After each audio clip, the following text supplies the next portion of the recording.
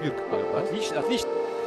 Voices in my head know me, call me. I will be restless. Somehow they chose me.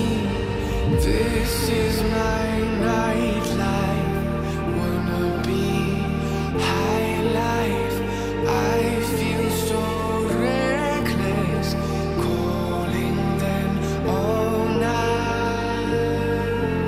I'm calling, I'm calling. I'm calling, I'm calling. It's the freedom I shouldn't have, with the people I shouldn't know. I might as well and still I'm that. It's the only thing that I fucking do like that.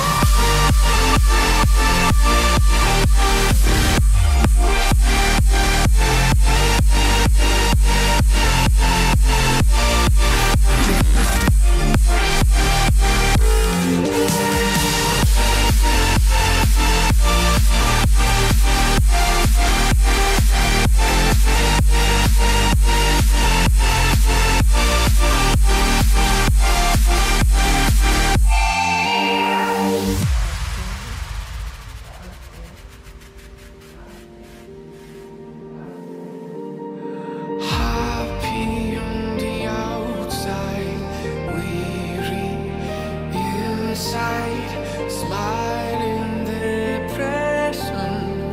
They think I'm alright. I'm calling, I'm calling. I'm calling, I'm calling. It's the freedom I shouldn't have, with the people I shouldn't know. I might as well and still I'm that. It's the only thing that I fucking do like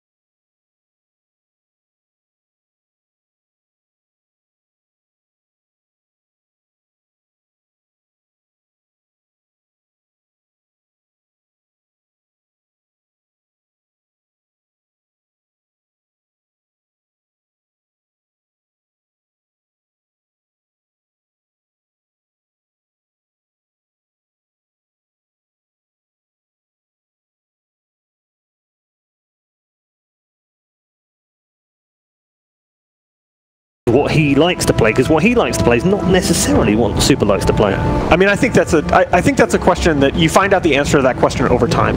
That's not a question that you answer right away. But how do you deal with it initially?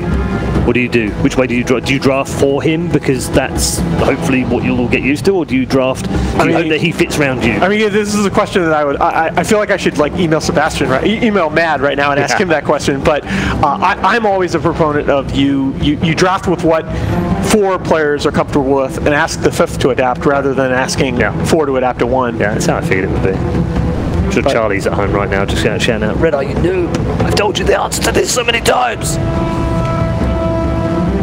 So, and by the way, Cap, there's the Razor ban. Yeah.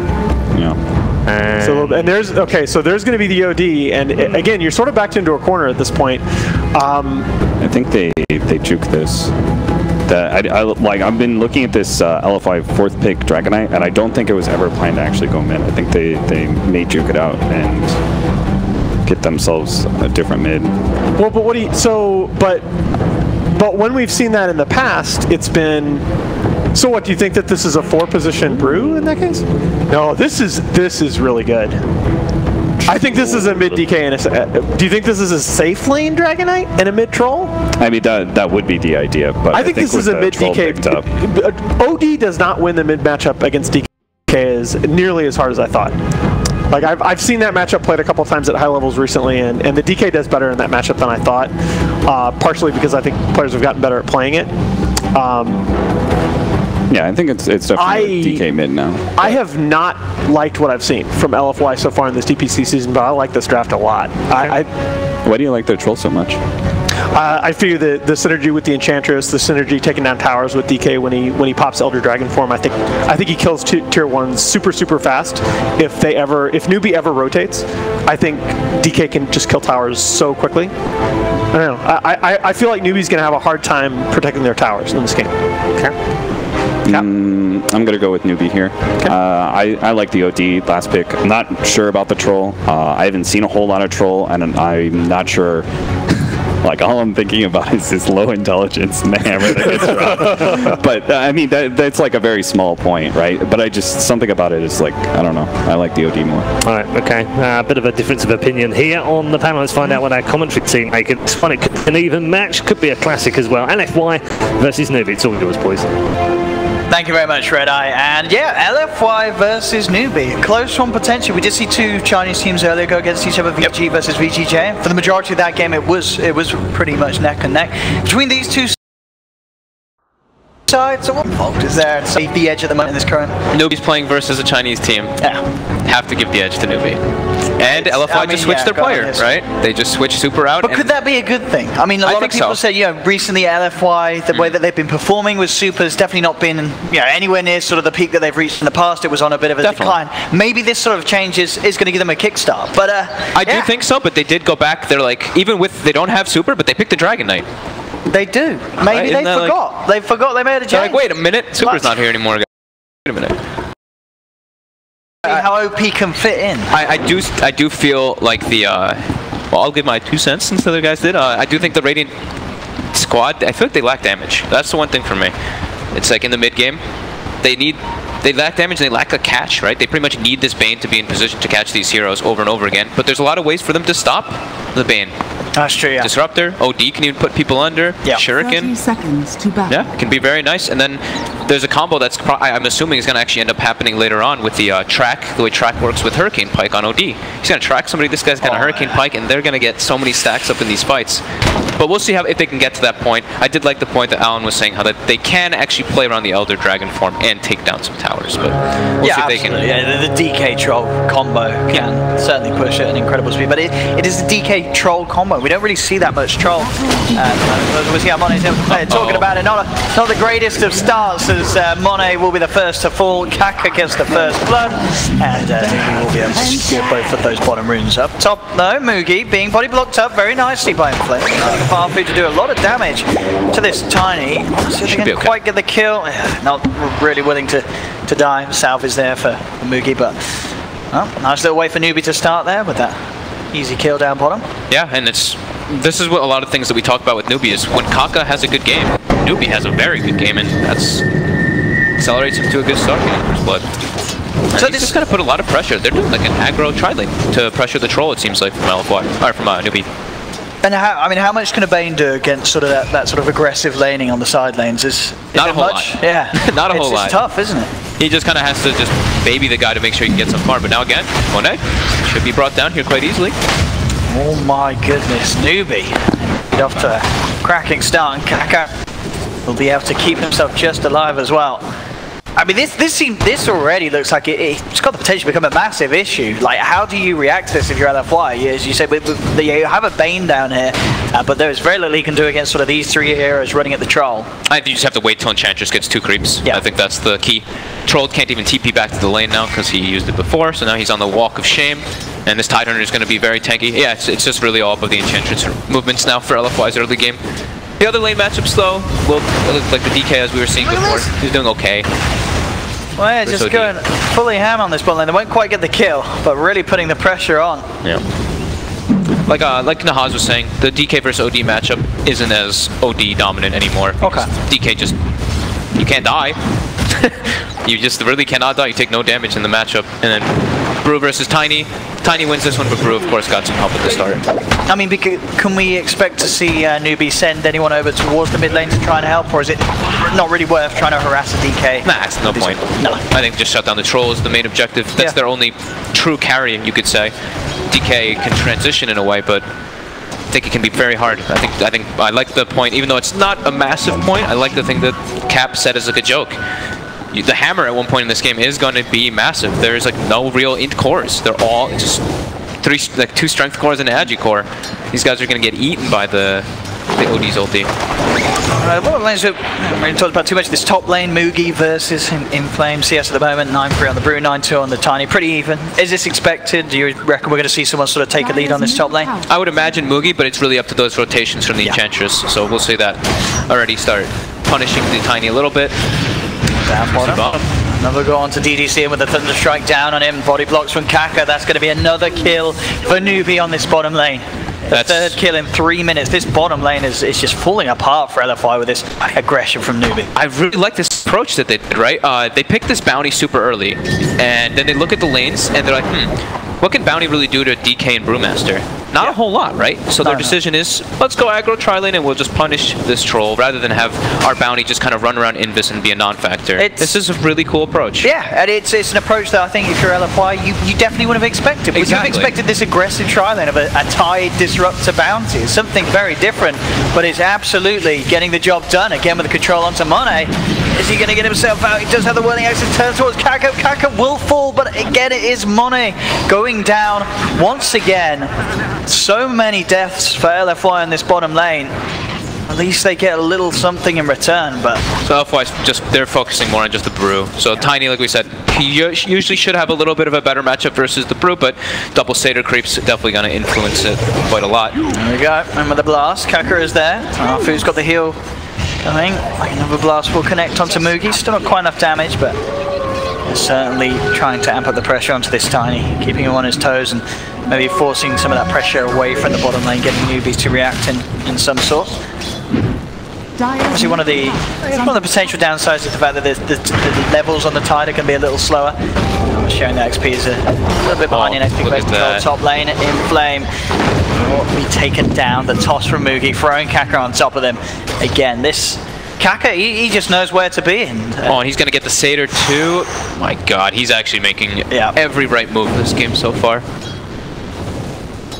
Last hits are still okay for LFY though. They are. Monet he's not as far behind as you may expect with the deaths that have sort of been brought upon him. He's 18 for 5.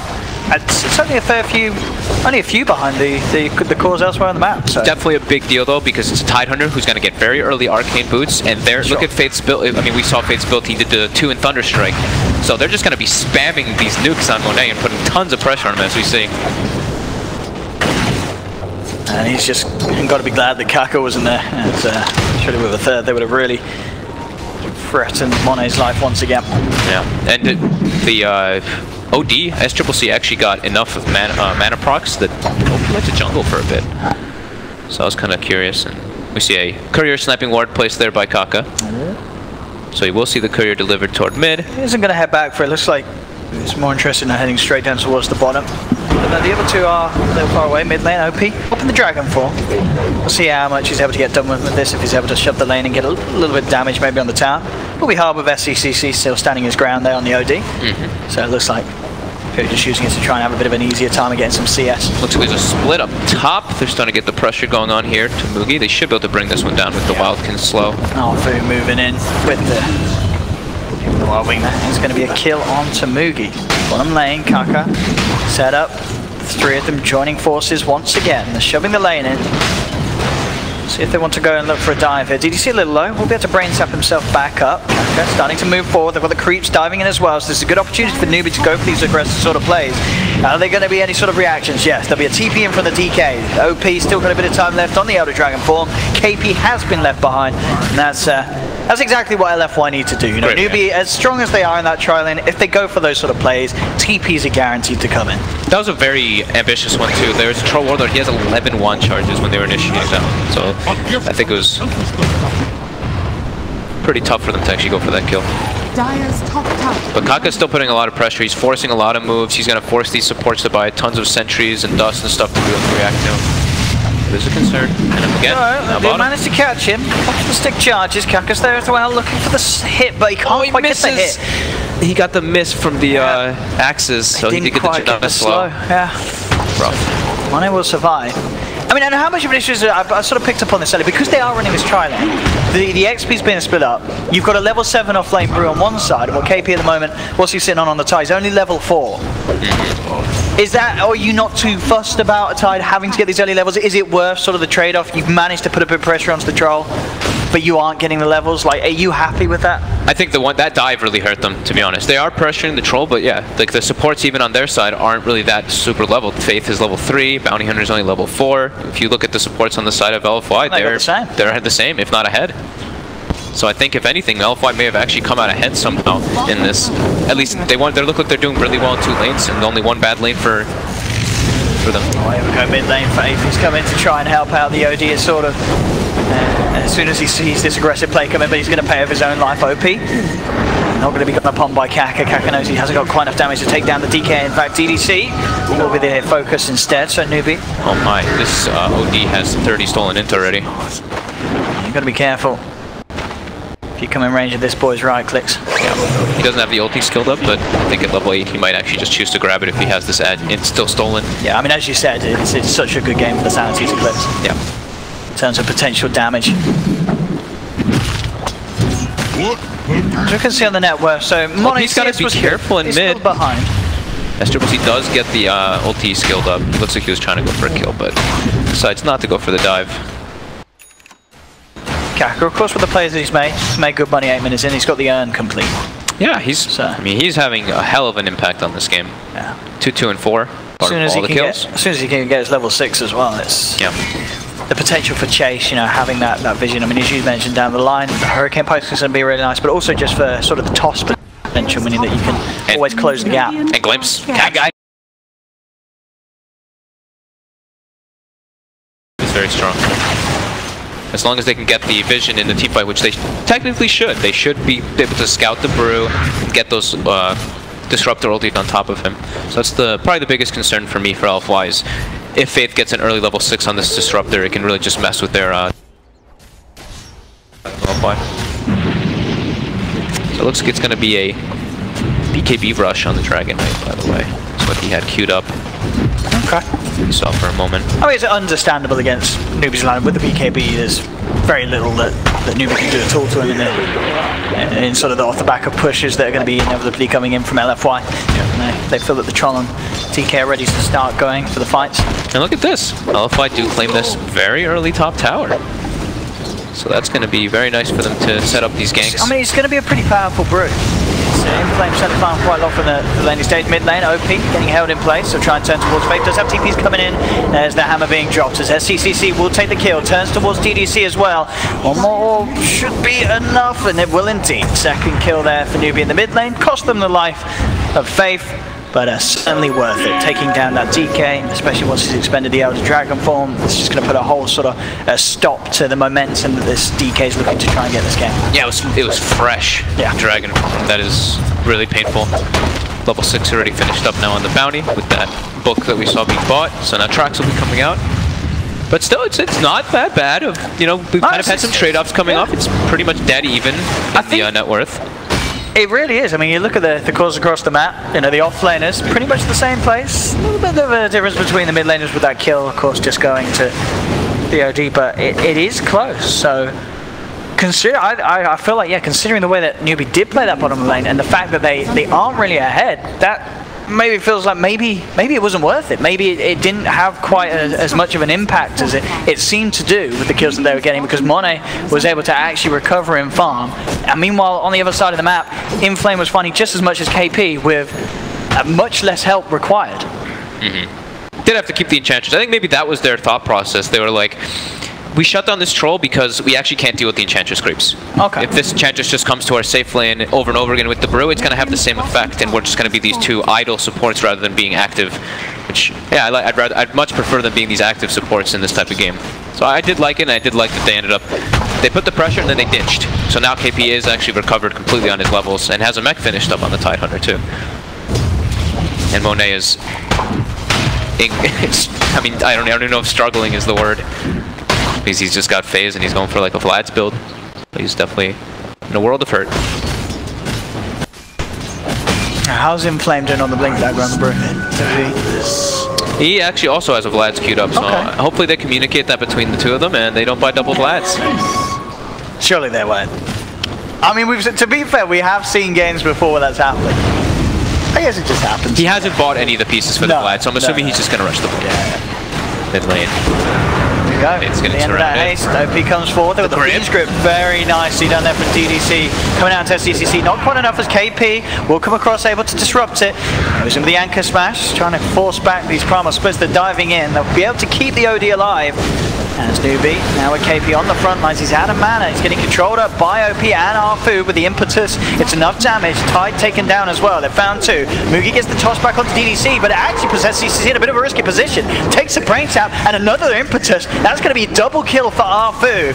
And while the TP's coming back through, Arfu continuing to try and go ham. He's now out of mana, and they're a little bit deep now. The tracks are out. They don't want to give up too many of these track kills, but they already are. It's a double kill for Kaka. Inflame already trying to get himself away from this side. They've got the control onto OP. Still a little too tanky. Now Monet on the troll turns up, looks towards Faith. They've got the slow for the other Dragon Ball. Kaka is desperately looking for the kill. He will find it. It's a triple kill for the bounty. OP and Monet do find Faith. I believe the second time that the Disruptor goes down in that fight. Mugi's trying to chase for a little bit more. He does have a toss available, but they don't quite have the vision to get anyone in there. So bit of a overall, I think the numbers actually probably worked out quite evenly there, but of course, as we saw, triple kill for the bounty, track kills, they are going to start to add up at this point of the game. It looked like a pretty nice win there for LFY till all the ultis wore off and the Disruptor came back, got a nice glimpse into the Static Storm off with his teammates, and it ends up, yeah, like you said, NewBee come out a little bit ahead of that one, getting more experience out, and Kaka is enormous now. I think he actually has a whole triple kill. I think he can just buy a full Spirit Vessel right now. That's got to be one of the, well, at least on a sort of roaming position, it's one of the quickest Spirit Vessels. Spirit Vessel versus Dragon Knight is very, very good. I mean, it's Enchantress as well. Yeah. It's completely nullifying that Dragon Blood health regen. Destroying, yeah. It'd be very nice. So yeah, he's got that out on its way at the moment in the courier. I do like that OP has this BKB queued up so early though. I do think that that's what they need to be able to just force these towers down. I think that, yeah, absolutely has to in this sort of game, especially the way they're playing. But they're going to move forward. Static Storm's down. They've got the glimpse as well, bringing OP back into the claws of SCCT, and that's going to be OP down. That's why he needs the BKB, as we saw. If he has the BKB, he lives there every single time. He's nearly got it, but that's going to put a bit of a slowdown onto it, and they've got another kill as well. DDC taking out more and more track kills, 1k lead to a 3k lead. These team fights continue like this. LFY are going to quickly slip behind. They're in a big trouble. I think the thing is that they 100% rely on this Brewmaster split to actually have any chance of taking the fights for NewBee, while NewBee don't really rely on their ultis to take fights versus LFY, because they're just like, okay, Brew splits up, they can actually counteract it with the Disruptor ulti. If not, they have their own massive amount of ults. So it's like, if they want, they can just avoid the Brew splits or just fight with all the ultis versus it. It is very tough for LFY. Look at this. They found themselves the Brew. He does have a promise split available, but he's not going to get the chance to use it, or is he? The Ravage comes through. Oh! The last Signy is able to get out the ultimate, and now LFY looking for the turnaround. They're moving on to the OD, take down SCCC. There's no Ravage, of course, it's already been expended. NewBee, they're still going to try and come in for the fight. Jumps forward, they'll take down Monet on the troll. With the field down, controlling them, but DDC from the sidelines with the Fiend script, holding Mugi in place. Arfu trying to get the damage through with the impetus. Has he got enough mana to do the job? It doesn't look like he has. So now LFY, once again, they're the ones in trouble. Double kill for KP as he picks up 2 with the cleave at the tree. As NewBee get 3, can they get more? They've got the glimpse back onto OP. That track vision again setting up so much. And it's a 1k lead to a 3k lead, now 6k lead. It still continues despite what looked like a good potential, a chance for LFY to turn it around, getting that primal split off, getting the team in place. But it just seems overall, NewBee's lineup is just that little bit too far ahead for LFY to take in a 5v5. It's just a bit faster is really what it is. And that brew split, I would say that's a very lucky chance that he got it. Those misses, there was like, I don't even know how many misses from the OD on him there, but now this Brewmaster that they put a lot of their like their eggs in this basket, and he's not really having that much of an impact now. And they really depend on him. He has got a Ring of Bassi and a headdress. Was he building the Vlads and then he saw that there was he was. He had it queued up. And he's seen that it's on the troll now. So, I mean, when you see stuff like that, you got to ask what's going on with the communication on the team. Yeah.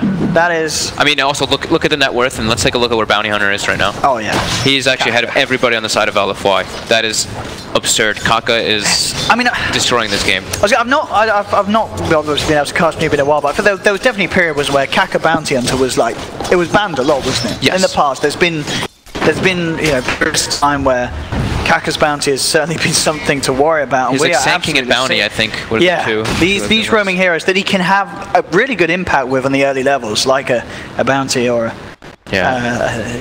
Sanking. This is quite a sight to see in Inflame. Oh, they find Inflame. And instantly, look at Faith. Look at the way they changed the priority. And they're not just going to get one. They're going to get DDC as well, for sure. There's 4 heroes surrounding him. This is going to be 2 more kills for NewBee as they are getting very quickly out of control, as it seems. I mean, and look at this top lane. We see on the meme. Kaka is stalking Monet. Mugi's coming up there. Should be an easy pick off here. Yep. This is getting pretty brutal. It actually looks like LFY doesn't have a direction at this point. Because like Alan was mentioning, like Nahaz was mentioning on the panel, they want to group up and take these towers with Brew Split and Elder Dragon form, but they're just getting outpaced. They don't have time to do this, and their lanes are being shoved in constantly. NewBee's making the better moves overall, and Kaka's owning this game. Oh yeah, and I think, you know, as you said, it really is to go back down to that start, the fact that the troll, he can't recover because it was an okay place, but he wasn't in as you know, nearly at the position that LFY would have hoped to when they pick a troll in this sort of lineup. Because I mean, the troll, it was the 5th pick, right, wasn't it, from LFY? It was. So you know that they had a plan, but their plan definitely did not take into account the laning situation from NewBee, and now the pace that NewBee, because of the fact that Monet desperately trying to catch up. And I mean, having a Vladimir's and a half in their team's collective, it's not great for LFY. Things they need to be a little tighter, especially when going up against NewBee. I mean, when this Bounty Hunter is level 12 and your safe lane troll Warlord is also level 12 and he has higher net worth than your troll, you're definitely not feeling confident anymore. Kaka trying to get the chase here, but KP and Fame. Get the glimpse now. Got the glimpse and he does get the split off just in time. A little bit interesting because he gets the split and it still goes back into the thing with Kaka. He's going to get stunned. Now LFY has to run though. They're just going to all feed him for this one. I mean, this is the problem. As soon as they have to be forced to use the split like that, they just can't take the fight. They have to take fights on their own terms. And when there's the full 5-man of NewBee here, LFY's heroes just don't stand a chance. OP pops the BKB, but it's just going to allow him to get a bit of distance as he has to run back. They've got a TP in from Monet, but Inflame, the primal split finishes. He's down as well. And these are more and more track kills. Ravage comes in from KP. I mean, it feels like this game may even be over. Yeah, they just call it actually. It really is. NewBee. Okay. It wasn't a close one. We said at the start it could be a close one. I'm sorry, this absolutely was not close at all. It was even across lanes, and then they just hemorrhaged those kills. The mid lane went relatively even, then they overextended a bit. NewBee got. They ran mid again, got like, what, it was like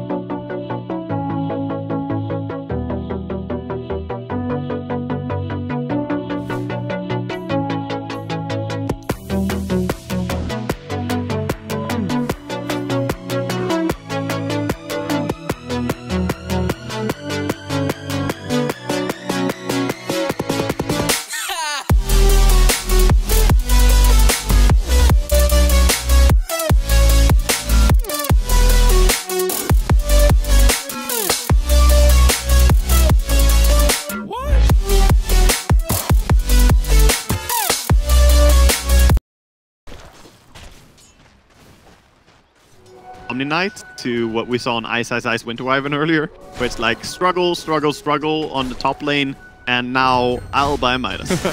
The struggle Midas. Yeah, not my favorite Midas. They can't finish off Moo. A very quick TP there. Away from Dane.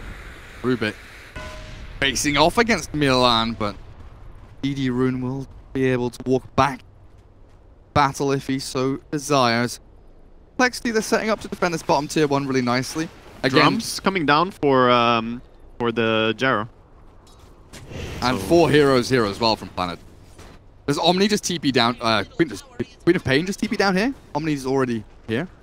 Cool. Yeah, she could. She wants to shrine up first though, and I think she might have to defend mid. I don't know. Radiant Scan connects. Turns red. Now, home missile from Z-Freak onto J4, but the cooldown already coming in, not connecting though, and with that move, Burrow Strike landing forward. You're some control here. The epicenter not going to land, but they've got the chase onto Mag, allowing them to take down 2 of Planet Dog. Yeah, they show up in force here. Complexity just going. They're not chasing for anything else they can get. Is the stun? Tried it. Darrow quickly realizes I cannot be bottom anymore. TP'd mid, gonna go and try to push the tower there. Tower's full HP though, so it's gonna be hard to get a trade there. The Complexity are pushing real quick for this tower. Get this Queen of Pain up and running. Seems to be a bit of a struggle for Planet Dog. Shit, now 3k net worth, barely ahead of the Earth Spirit. Level. That's not where you want to be. Half the net worth of the Phantom Lancer. A lot of the heroes are struggling a lot though. If you look at the net worth graph, I mean, so many of them are not where they want to be in this game. No one's farming this. This is a yeah. Oh wow, damage. Level 2 Caustic. But he has the brain sap. That's what really did it there. The stolen brain sap on the Rubik. Ooh, whoa, what's happening here? Jesse's taking a fall as J4 stands tall. Does die to the poison attack of the Viper. Picks down in the end. How did that all kick off? I didn't really see the start of that, but they have to have been going over there just to try and contest the stacks. You don't want Gyrocopter to be farming. They have wards down, so they knew that he was doing it. They actually just planted the deep ward as well. Radiant. They ran over and planted. Group warding mission and found Planet Dog all grouped together themselves. Yeah. Well, at least they got a good kill mid, and they still have that brain sap level 4 on Z-Freak for a while. They should try and fight around him, because yeah, he's dead. Moo with the Tranquil's drums, so damn quick. You know what's also gonna be quick? Blink dagger on Rubik. Almost has it. No way. Yep, he 100 does. gold away. Damn, Pulling it look at out that. of his pocket, you know, there it is. And then you have Kyle on Undying. He nearly has an urn. Yeah. One whole urn. Hey man, Undying players, they don't... He'd be super happy with that. Yep. When you have more denies than last hits, you know, you can't expect people to... I can afford an item. What are Feels items? good. Even, you know, you have to pull your raindrops into your backpack to conserve any money that you Yes. can. That's the level of farm we're at, guys. I don't want to get screamed once and lose my earn money. Please, don't take my drops away. Your drop. Mine. Well, 15.5-minute Midas. The Mag. Jesse is quickly turning himself into a monster. He had a great laning stage thanks to Kyle, and he's really making the most out of it. He died once only. You know, he's going for the old tried and tested builds. No battle fury. Oh, nice pickup. Great play. All around great play by Complexity. Every single piece of the mechanism there works perfectly. Nighttime comes in, Kyle swoops forward, wards, and then retreats. Sees the Earth Spirit come in, places the Tombstone to get the vision, the blink in onto the Rolling Boulder from the Rubik to cancel that out so there's no escape. And that's really the key component that I think Earth Spirit was not prepared for. The fact that Rubik can blink in and catch him, because you know, that was the first kill that we've seen from the blink. They may have seen it or said it, but not really until someone dies to it that people start thinking, oh yeah, that. And then a tier 2. So swift maneuver there by Complexity as they move bottom. Defend their own tier 1 as well. No momentum being gained by Planet Dog as they are the ones trying to shift themselves side to side of this map, looking for anything really, just a bit of a trap here, a tower there. But at least now they'll have time for Baranya's Queen of Pain to move from of being this kind of poverty quap with just a veil and a wand. She needs into to get Yules. involved. She needs to get involved in kills. Like, action has to happen. Because at this point, he's 60 CS at minute 17 on Queen. That is really, really low, but that's also all that he's really been doing so far. He hasn't been part of any big kills. He's been assisting in one kill. Queen of Pain is so powerful. I don't think I've seen a single ulti used. No, I was just about to ask you the exact same really question. Needs to get online. Has Queen of Pain used an ulti? I don't think so. Yeah. Dog. There is going to be action towards the bottom lane. Queen is first of all pushing top, but needs to TP right now. Oh, a grip onto Sand King. Nice cancel there into the two-man burst strike. Moo is surviving with a soul rip from Kyle. Queen of Pain finally arrives though as Milan into the Ancients denies out to the neutrals, but the grip stolen by Z-Freak turns it back again. 4 for 1 is what we end up trading out as the Queen of Pain comes in for a split second to get kill and then to get the fuck out of there because there's no chance of sticking around when Complexity looks so strong. They have one of these situations going on, right, where they just drop too many things for the enemy to deal with. There's PL illusions everywhere. There's the Undying creating more zombies with his tombstone, and someone has to kill that tombstone. And on top of that, he's just spamming a maxed out decay on them. He actually went for the low level tombstone, which is still going to be annoying. It's still pestering. And then just spamming out the decay and has a high-level soul rip to heal up the PL, which synergizes with the illusions because that's more target. So, yeah, I like the thought of this draft and how it's working out for them. It's really, really seems quite strong. 4-second cooldown on decay is pretty damn nice as well. Oh yeah, it's a great AoE spell for sure. Once you have that, you can just get monstrously strong. Even if you have no items on a position 5 Undying, it doesn't really matter. You're still gonna have enough HP. Complexity get out of bottom lane. Yes, he should be able to just doppel missile and continue farming pretty nicely down in his own jungle.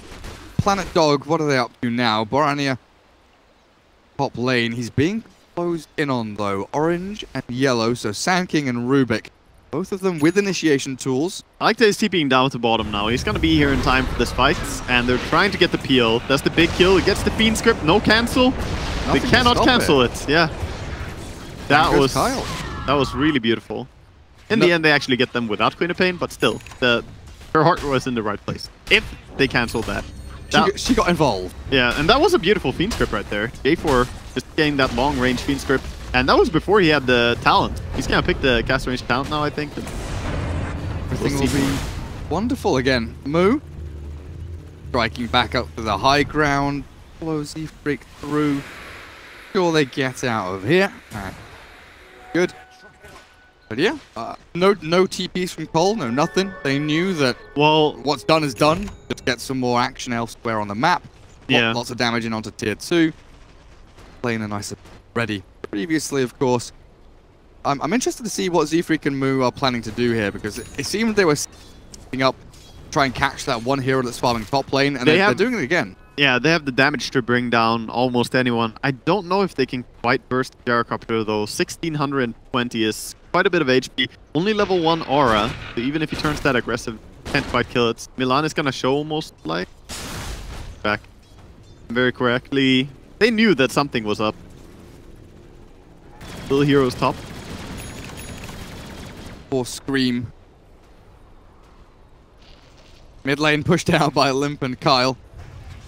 Tier 2 dropping lower and lower as Mag still with a lot of money saved up heading into a Radiance. So this is going to be dead net worth for 1400 gold or so, another 2 or 3 minutes until Mag picks up that relic.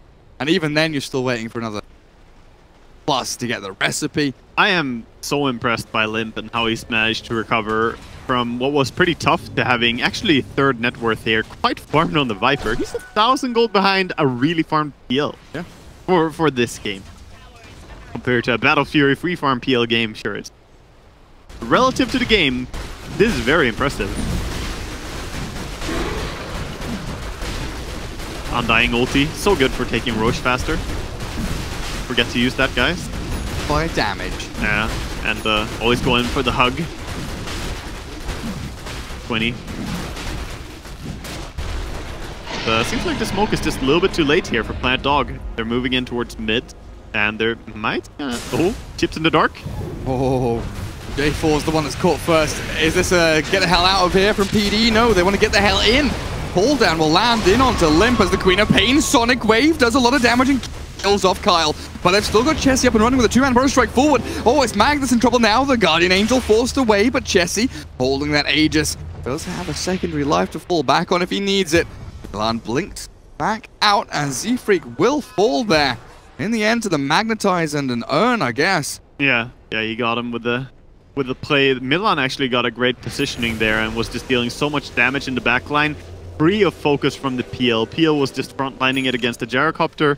So meanwhile, Milan was just having a nice playfield there on the backline, who all happened to be low HP.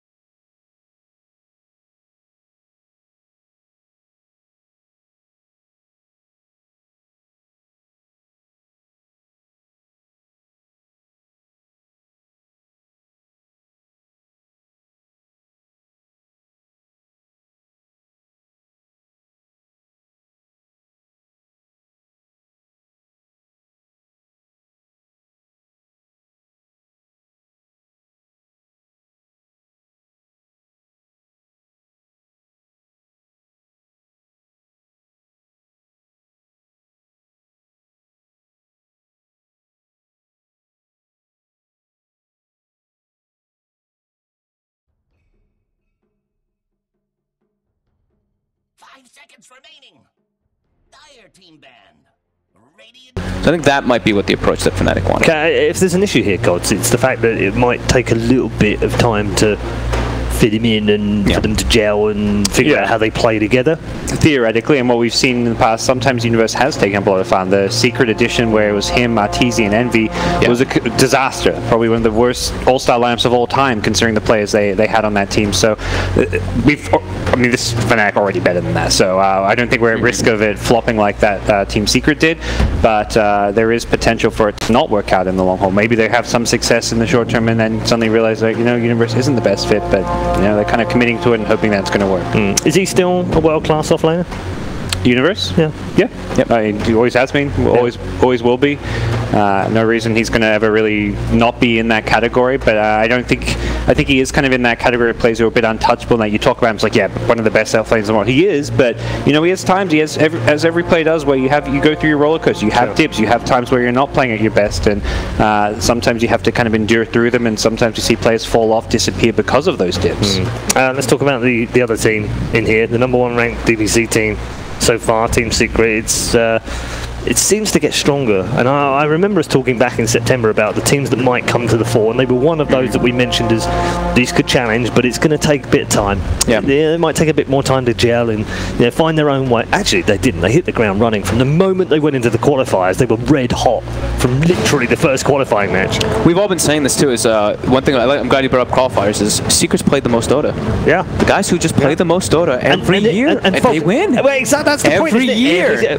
Wings, CDC, like if you look back over the years, all the teams that ended up having to qualify for all the events always did better at TI. Well, Secret won't be playing qualifiers for any events over the next 6 months. I was going to say there's going to be a bit less. Maybe they peak too soon. But they are playing all the minors. That's the thing. Like we noticed, they're going for everything. They don't care. They're like, oh, we're at the top of the board. Doesn't matter. We'll play some minors. We don't care. Practice is good. Patches change. Everything evolves. I'm also glad this doesn't relate to this particular game. We'll get into the draft just a moment because there is a Chen on the board and it's not Puppies this time round. It's been stolen away. That's clever. VGJ Thunder have played more games by a long way than any other team in the current 707D patch. And then they won last week. There you go. Yep. See? That prophecy is true. Anyway, let's get into draft one. This is a best of 3, of course. Yes, so we'll see things slightly differently here, Gods, I guess. Yeah, because it's the best of 3. you can kind of test to see whether a hero like a Chen can go through the pool and be beaten, or whether you can actually win with it yourself. Since it is more maybe the puppy Chen that's kind of the feared one, but DJ himself plays a great Chen, something to look out for. So Fnatic not shy from picking this hero. Seeing Universe with the Fnatic jersey is really throwing me off, guys. I gotta be real here. It's still not clicking for me just yet.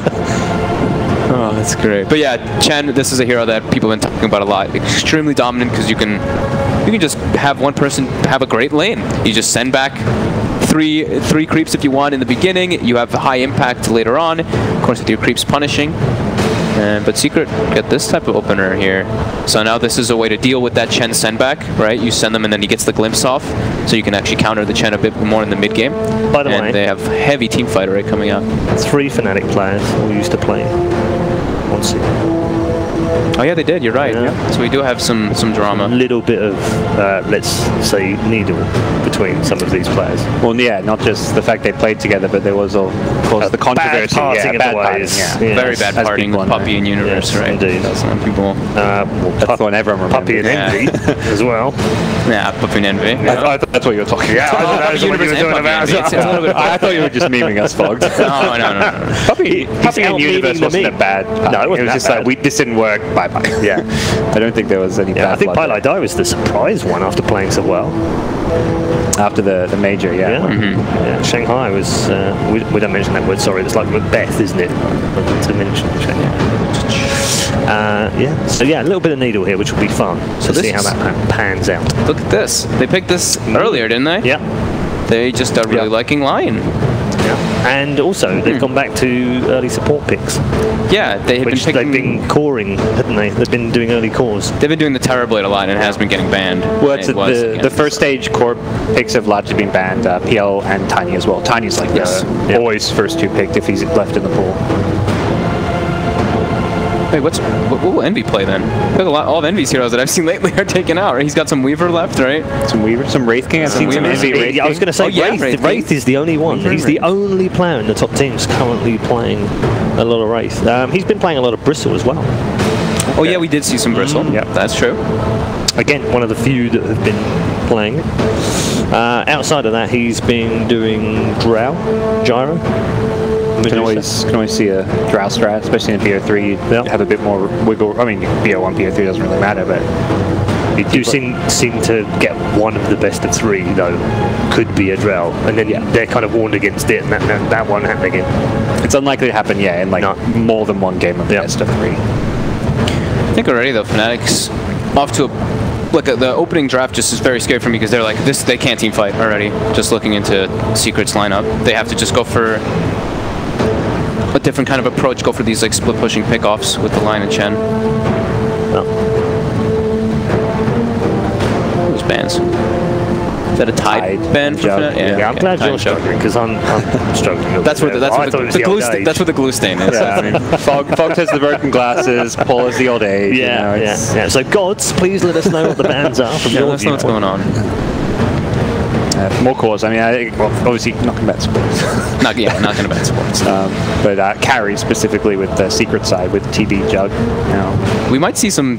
We might actually see those kind of like strange carry heroes picked up here. We might see some like a Wraith King, etc. Versus this. It's good too. Right? I tell you what, both of their carries play Bristle. Ace plays Bristle too. I think the Wraith King's very good against those supports, but yeah, that's what I was thinking as well. Obviously, I think generally you're looking maybe more at the core matchup though when you're picking a carry. But yeah. Oh wow, we actually didn't point that out. Omni was left that whole time, huh? Yeah, jeez. That's probably talked about as maybe one of the potentially most picked band of the tournament. It is a Universe hero, of course. So we'll see what Fnatic. Third only to ABBA and Tide in his current form. Okay. Oh yeah, I mean this is really going to be kind of digging from the bottom of the barrel for some of these carry picks. There's a lot of crossover on these two teams, by the way. Yeah, there are. Hero. They both play Medusa. They can both play carry or mid. They both have Abaddon picks on the off lane. Chen's obviously a challenge pick as well. Venge is a challenge pick. Yeah, look at this. Tide. They even ban out the Weaver. That's what I'm saying. We're gonna have some Bristle, some Wraith Kings. We're gonna have some strange carry heroes coming out. Absolutely. Oh yes. Was Tinker banned yet? No, not banned. There's a lot of vision for Secret with that all the Secret, time. I do not think they're afraid of a Tinker with those two supports. No. Yeah, Mid One's also got that Arc Warden in there. They do. They do play some gross heroes on the side of Secret. Yep, they do. Mid One and Ace. Funky heroes. These guys. Which is why partly why I'm looking forward to this, because you always get a little bit somewhere. They're going to go boring, and they're going to go back for the Razor, so that'll be Ace's Razor for Secret. Yeah. The first two picked this in their last series, so happy to kind of continue that trend. Yeah. Hero that doesn't deal well with Chen rotations, though. Not that many do. This is a random interaction, but his passive purges off the Chen sendback, right? Yeah. So that could happen. I mean, I don't think that's why they picked it, but No. Okay, back for Fnatic, so More Universe safe. on a nice safe Bat Rider. Straight initiator versus Team Secret. You just jump in, grab one of those guys, and they don't really have greatest ways to react to it. And a really good hero for laning stage wise against a player and hero Razor for Ace that often gets left alone. Yeah, great for diving in with Chen rotations. That's where it's kind of a very scary lane. But this Lifestealer pick is maybe saying like, you know, let's maybe do Razor mid. Maybe Lifestealer mid. Who knows? We've seen the off-lane Lifestealers even. Ooh, that's a great Lifestealer pick versus Chen as well. Yeah. Chen and Bat Rider can be super good for laning phase and mid-game setups. I mean, Fnatic showed in their last series they were very happy to pick a Tricore. This game less of that kind of a draft with the Bat, but yeah, seems Secret almost have that kind of idea in mind.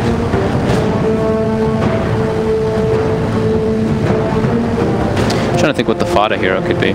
We've seen Fada play Razor, right? In the past. I think Razor, I think when Fada. He wasn't playing offlane. Yeah, he wasn't offlane. He was the Razor. He was the his most picked, by the way, of all time is now Puck.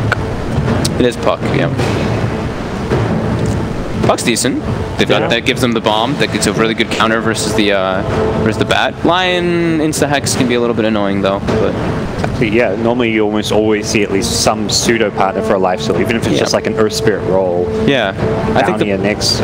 I think the Puck or the Nyx are the two most. I think Nyx now is. I think that has to be banned by Fnatic, right? Yeah, Tinker Bat seems like the dream Nyx game. It's a tough Tinker game. Just the supports alone give good ways of dealing with a Tinker. I'm really curious why Fnatic actually grabbed that one here. It's not like a counter to Lifesteal by any means. It's okay mid against a Razor, but I don't. So they want something to stall the game out? What's the Envy hero? Terribly? And banned first too? Yeah, if it wasn't banned, it would be good. Yeah, his TB is PL. So he's going to go for a Bristle then? I don't think that carries hard enough. I think it's a Spectre, right? Yeah, Spectre. Some kind of big farming Battle Fury-esque carry, maybe. Is Deuce still there? It is. Oh yeah, Deuce is still there. Yeah. Deuce seems good. Seems less like Deuce with Tinker just seems a bit awkward and odd. Yeah, you got two heroes that want to use the jungle stacks a bit. Deuce always seems to do better in the mid lane as well. I think their team fight, if they pick Deuce, is really weak though. Or Fnatic, that is. But what carry for Envy can give you I don't team think fight that is much the thing. really does bring it together. It's a very odd Tinker pick because of that. How would a Gyro fit in there? Seems better than others, but I think that to me, it's with the Chen pick, you've got no actual push coming out from your cores. It seems like a very weird Chen. I mean, the Chen pick was first, so it was fine at the time, but now it seems like a weird Chen draft with this Tinker getting picked up. Yeah, they don't have ways to force objectives on the side of Fnatic, just the Chen. I mean, assuming it's a DJ Chen. Yeah. Which he played the Lion earlier. They ban out Void. That would have given them team fight from the carry position. Fnatic bans Brood. Actually, the Void Tinker would have been a good way to round out Fnatic's draft. Oh, so it is a draft. Whoa, so we said that at the very beginning. But could be a Drow strat, and it is a Drow strat. It's just a bit of an old one. Yeah, it makes sense against like an old boy. Yeah, against a Lifestealer type draft, it's fine. Against Razor, you're not worried about the static link. They haven't got good heroes for jumping the drown. No Lifestealer. You almost have to get a Lifestealer in Festbomb, I feel, which is where the Brood ban is a bit odd. But Brood is like the hard counter to drow. Yeah, I think Puck Nyx, right? I think, like we said, I think those two are probably the more dominant. If not, they just go for just Fada staples. Yeah, Yeah. So what, Underlord was one of the other ones? Storm, they're going to go for full-on Tricor. It is going to be the fodder Razor then, right? It is, yeah. Like we're offlane kind Razor. of saying that one. So they just really want, I mean, this is a nice Storm game in a way to catch the Tinker and the Drop, but there is a line there that can be a little bit annoying. That's a surprise draft from Secret, isn't it? For both teams, yeah. Yeah, a little bit more in their wheelhouse though, Fnatic, in terms of players that have played recently on those heroes, but odd way of getting to the Drell in the end. What do you two make of it? Gods, which way? I'm still going to go with Secret. I think their support duo fits the drafting game a lot better. The ET Disrupt just give team fight catch, and the Chen just still feels like it's going to struggle to find a place in this game, even with the Drow push element. I think Fnatic's lineup has to actually make like no mistakes in this game in order to have a chance. I think Secret's got a nice Tricor coming out. I think they should have a really good way to take team fights with the ET Disrupt, like you're saying. Okay. Good catch for Tinker too. These two have gone against the Drow. Somewhere Toby1 is weeping quietly into his coffee. Let's hope we can pick him up with game number 1, because we're about to get into it as we go head to head. Remember, this is a best of 3 semi-final upper bracket of Group A. It's Team Secret versus Fnatic. Let's find out who takes game number 1. That's right, a lot on the line here for the Secret versus Fnatic matchup, especially a little bit more so for Fnatic. I would say this is an opportunity for them to be able to prove themselves against one of the top 3 teams in the world and really prove that this roster shakeup and being able to add in pickup universe as well is all for the better for this year. Yeah, I think for them it's, I don't know, hit back at the critics a little bit. Feel like this was the correct choice, that this is something that's going to ultimately work out for them. Not that I think of all people that don't care about stuff like that, it's probably Envy, because he's going to do whatever he feels like is right anyways. Envy's definitely gone through his he's gone through the ringer when it comes to outside criticism. Yeah, I think once you've been through it enough times, like you just stop caring. Yeah, you just got to develop a thicker skin. How are you feeling about the draft though? Because I will tell you, as soon as I saw the Razor and the Lifestealer, I felt like laning phase was kind of over for Fnatic. Yeah. I mean, the thing about their lineup though is like they have this one playmaker in this this ET, which kind of leads me to the idea that like the Storm is going to have to play more of an early game style. Like they're going to have to do more things like the Invest Bomb a little bit earlier. Like the lead up for Storm is a little bit different now because Kaya, it feels like a really bad item nowadays. Really? Yeah. What about it? Because I remember you were like, not so long ago, you were all about the Kaya first on Storm. When they nerfed it. Yeah. It literally just hit him that hard? It gave you like double the value or something like that. Like, because when normally you build items like that, you get, especially when you play the hero a lot, and obviously I play Storm a ton, you gain this like general sense of things. I think mid one really liked the Kaya too, but talking to some of the more prevalent Storm players, they feel like the item just isn't very good anymore. Like it doesn't give you the value that it used to. So we are going to be having dual lanes coming out from Team Secret, a Razor Elder Titan, which pretty much means that no matter what kind of duo that was coming out from the Lion +1, they weren't going to be able to beat that. And then on the other side, they were going to have Lifestealer and maybe a Disruptor hanging around. Disruptor probably most free, but looks like the lanes are actually going to be dodged out here by Fnatic, and they're going to be able to run their Drow Ranger into the Lifestealer and the Bat Rider against the Razor. That's the lanes that they want to have, right? I think so.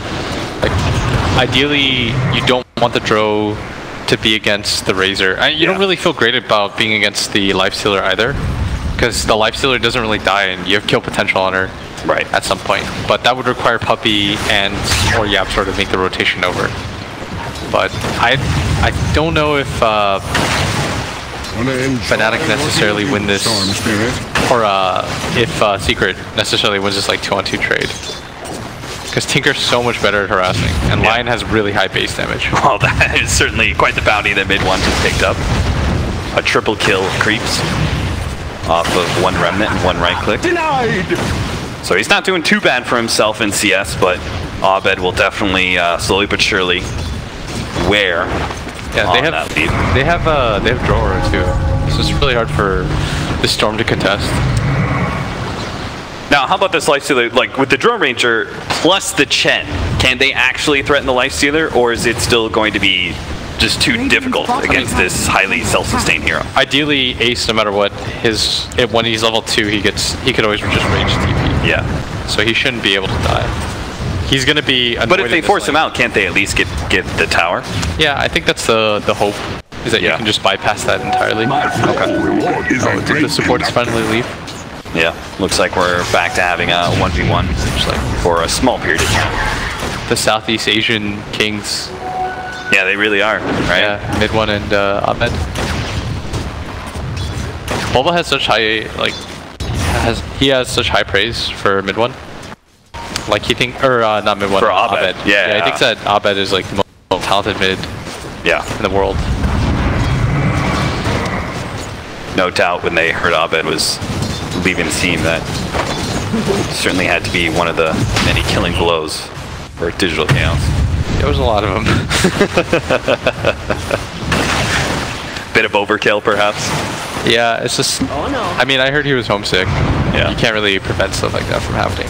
But probably, especially games like this, like I'm so interested to watch because, for me, anyways, there's like a clear division of like who the best is. Yeah. In the region, it's like, or in Dota right now, like in the scene, there's Secret. I think has had the best overall performances so far. I don't think anybody would doubt that. They won DreamHack. They won Captain's Draft. They look very good. They also got second at ESL, right? Hamburg.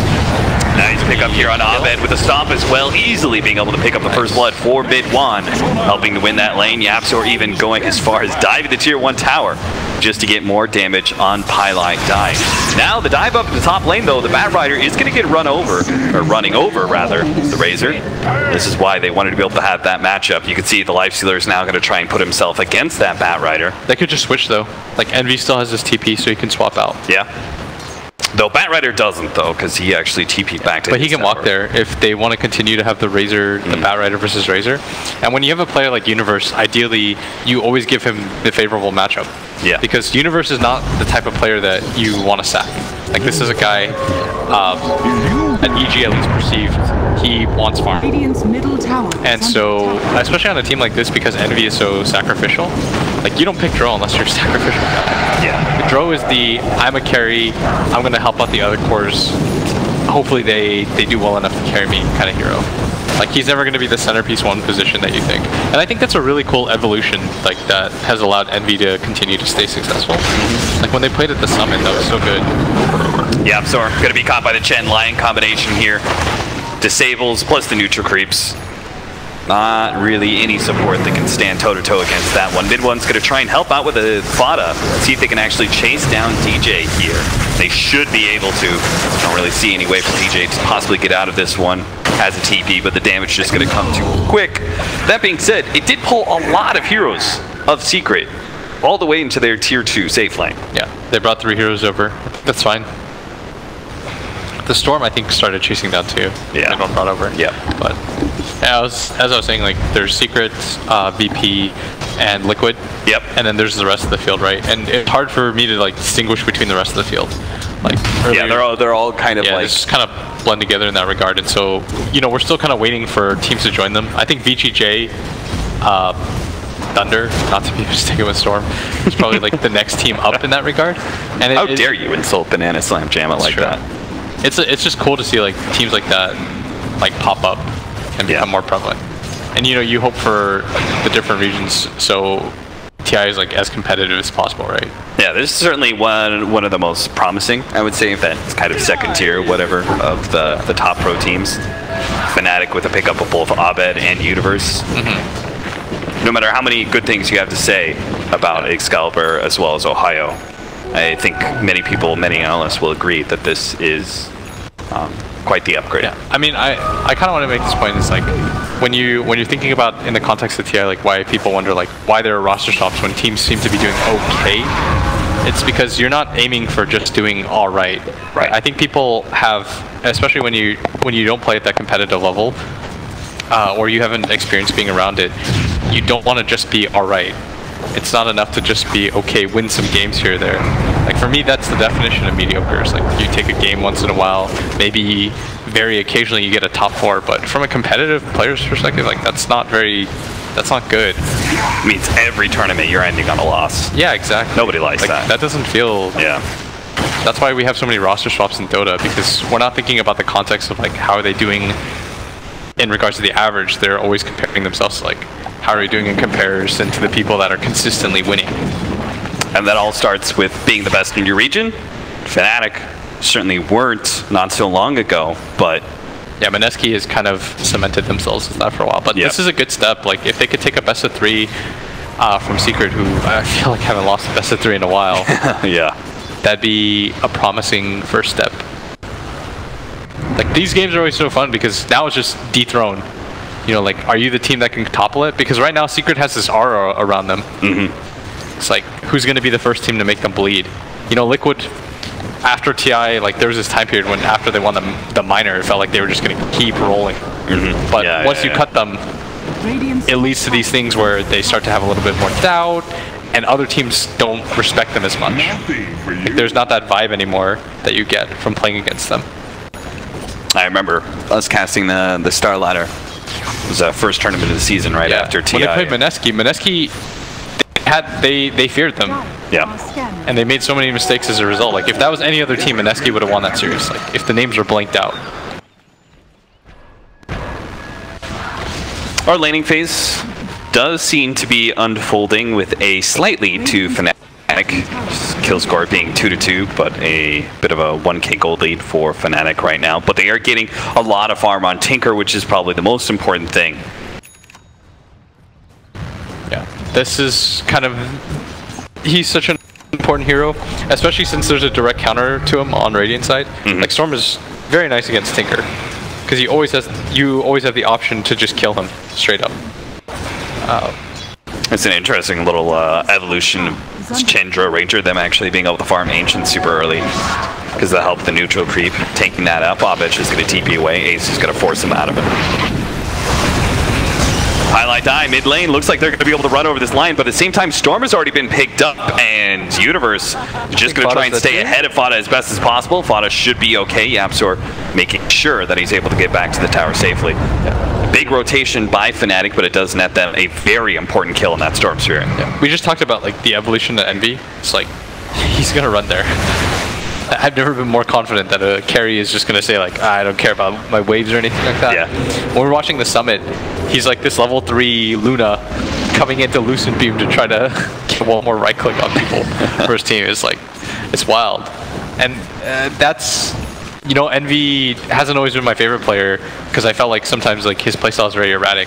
But I feel like this like evolution of him going from like this pure 1 position where we remember him from like Frankfurt, you know, when he was playing Ember Spirit, to playing this like sacrificial role and adapting to the rest of his team is like a really veteran look. Who are these people looking at? When you look at these carries and they have to change their style, is it Matumba Men? Is that who they're kind of like modeling this behavior off of? Like, who's kind of pushing them to be that more self-sacrificial safe lane? I think when you look at like Matu and what he was able to do for Liquid, it's the fact that like if you vary the amount of looks that you give a team, it makes it like more interesting. It makes your team a little bit more diverse, right? And that's always been the point of Dota, is like to make things as complicated as possible for the enemy team, to like keep showing them different looks. It's kind of like I remember I read something about like football, like American football.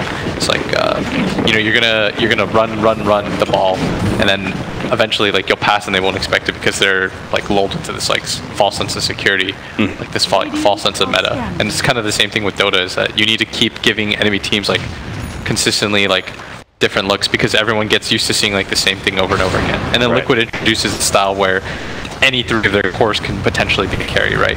And now Envy's doing the same thing. Like sometimes he'll play TB, but oftentimes like he can play the Lunar or Weaver and just run around, and he can adapt to the game. And it really does seem like we're pushing that idea to the extreme, with even laning phase being very hard to figure out who's going to be where.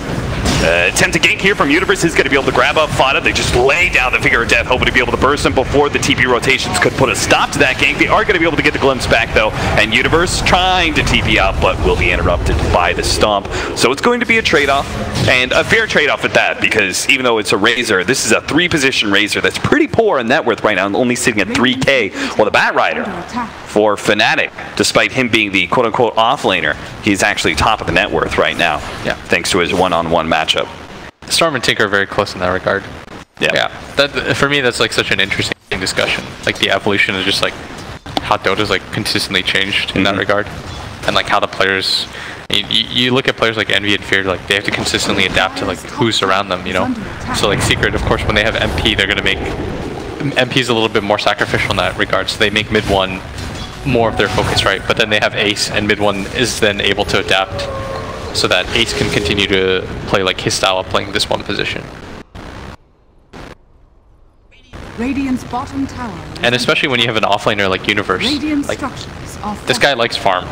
He likes to be near the top of the net worth. He's not like some fodder that will just run in. Yeah, he'll die like 10 times. Like Universe has never quite been that player, because if you think of his iconic heroes, you think of like Void, and Void is a hero that needs farm to be useful. It's probably one of the greediest offlaners you could ask for. Yeah, and so Envy has to adapt, and I think this kind of like benefits him as well in that regard, because he has a player who's a little bit more willing to make space for him. Middle tower is under attack.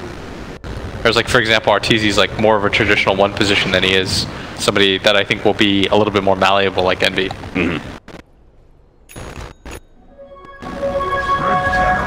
yeah, it's ignoring the kill score and the net worth lead right now, do you feel like one team is getting more out of this laning phase? Do you think they're happier with the way this game is going right now? I think that, because I look at it, I'm like, oh, the Tinker's farming, but at the same time, so is the Storm's. Right? Yeah, I think Fnatic's probably a little bit happier. Okay. Because they can sense that their Bat Rider's doing very well. Like, they probably know that Bat's at the top of the net worth chart, and Tinker's been relatively uninterrupted in farm. Like, there's just like weird hump where Tinker, it's really scary to play the early game, then the mid game, because things like kind of quiet down and everyone begins to farm and get into these like progressions. And then there's like a 2-minute period after that where you don't have Blink Dagger, where it's scary again. Then you have Blink Dagger and it's okay. Smoke up. Mid one does have the life stealer inside him. Is going to go for Universe. Universe unable to get the lasso right away. Is now going to be disabled. But what a beautiful silence coming out from Eternal Envy, trying to focus down mid one successfully. 2, they get the sent back on Universe, as well as a shrine usage just to make sure he survives. And that's going to be the first life stealer bomb that fails miserably for Secret. As Fnatic group up nice and quick, are able to turn things around. We talked about that though, because they don't have this playmaking offlaner that Storm and Lifestealer are going to have to do these bombs faster than they expect. And if you're very forced, and this is very nice from Fnatic right now, like they're playing very well. Like the difference between, for example, in the Planet Dog series that we saw, like Planet Dog, it felt like they were the ones that felt like forced to make moves at all times. Whereas like in this game, Secret feel like they have to make moves. Universe lassoing up. Ace with the Invis Rune was able to find a jump onto him and kind of forces out the lasso, but not much else is going to be able to come of it. In fact, if anything, Ace may be run down here with the double silence actually coming out. Too much slows. He's trying to armor the toggle. Nice. Really good stomp just in time. Ace managed to keep himself alive just long enough for Yapster to save the day. Meanwhile, Puppey did actually manage to get the kill on Abed. It looks like him and the Storm Spirit combined powers to bring down the carry of Fnatic. Yeah, they needed something like that pretty badly. Because Fnatic are doing a very good job right now. I was surprised that they beat Cole that badly, but this is looking like a really solid team. It's only 15 minutes into a game, so it's like hard to draw too many conclusions. Yeah. And there's a full best of 3 to play, but so far, like what I see out of them, at least in the early game, they're playing very fluid. They're not hard committing on anything. Their plays, like, nothing feels very forced. Everything feels like a very natural progression, and it's actually Secret that, for the first time in a really long time, that I see a little bit uncomfortable. Do they need to continue to try and be the aggressors that we were seeing earlier? Well, definitely if it comes to defending Roshan here. Envy and DJ. I remember this actually came up at the summit. Yeah. OG on the couch, they talked about the Eternal Envy Roshan. Envy talked about the Eternal Envy Roshan. He said, like, sometimes we just have these like random Roshans where we just go in. You gotta know. That's the thing though, is like Puppey played with Envy, so he knows this is happening. Yeah. Like 100%. It's such an Eternal Envy thing. Like I don't know. It's just like something about Roshan. It's only like when you play with Envy that I was told that you quite understand. Because like other teams, it still works against other teams, which is why he does it, right? Mm-hmm. It still consistently works against other teams where it's like Roshan has fallen at like 18 minutes. You're like, what? You're just like, what? Oh, I didn't expect that. Yeah, but when you play against Envy, Puppey's like, not today. They're going to foil their plans for now, but Fnatic are going to keep on going. Despite not being able to pick up that Aegis, they're still going to try and go for a very serious push here at the top lane, with the Tinker helping to defend them from any aggression. The Drow Ranger to lay out the damage, but it looks like that Elder Titan Stomp combined with the field coming out from the Razor lays waste to that creep wave, and they very quickly give up and go back to farming.